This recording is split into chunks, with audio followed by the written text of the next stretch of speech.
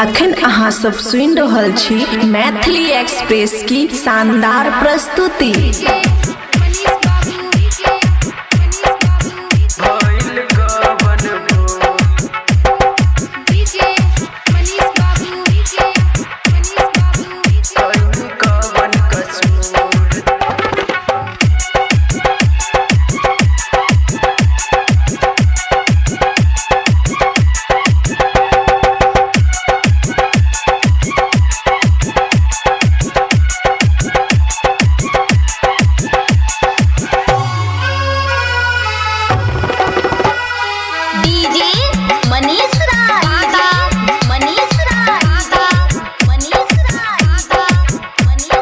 खुशी recording studio बलुआहा।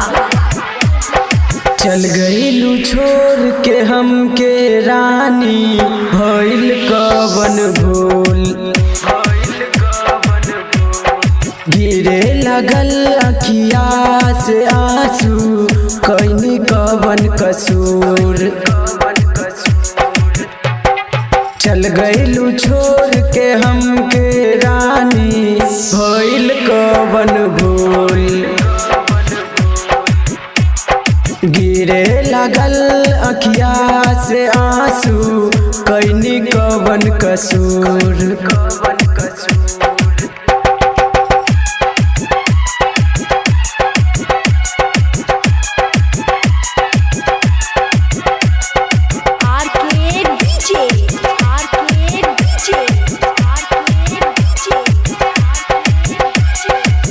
खुशी recording studio बलुआहा। जाने उ कैसन जखम दिहलू, घुट के जिया तानी हम, जाने उ कैसन जखम दिहलू, घुट के जिया तानी हम।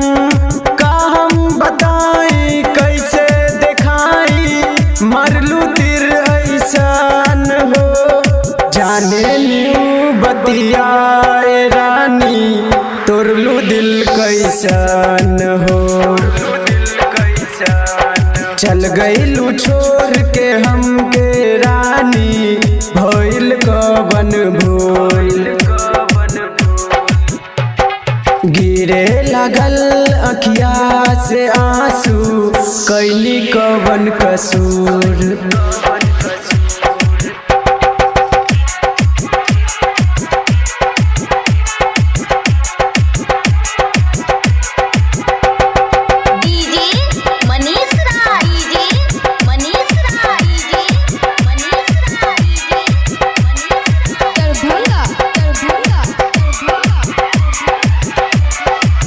खुशी रिकॉर्डिंग स्टूडियो बलुआहा।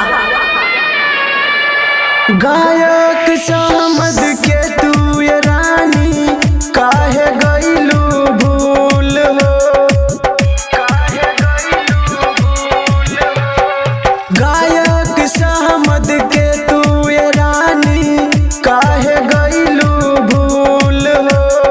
जख्मी बताबो सुनाए रानी, चाहता चल गईलू छोड़ के हमके रानी, भइल कवन भूल, गिरे लगल अखिया से आंसू, कइनी कवन कसूर। चल गईलू छोड़ के हमके रानी, भइल कवन भूल, गिरे लगल अखिया से आंसू, कइनी कवन कसूर।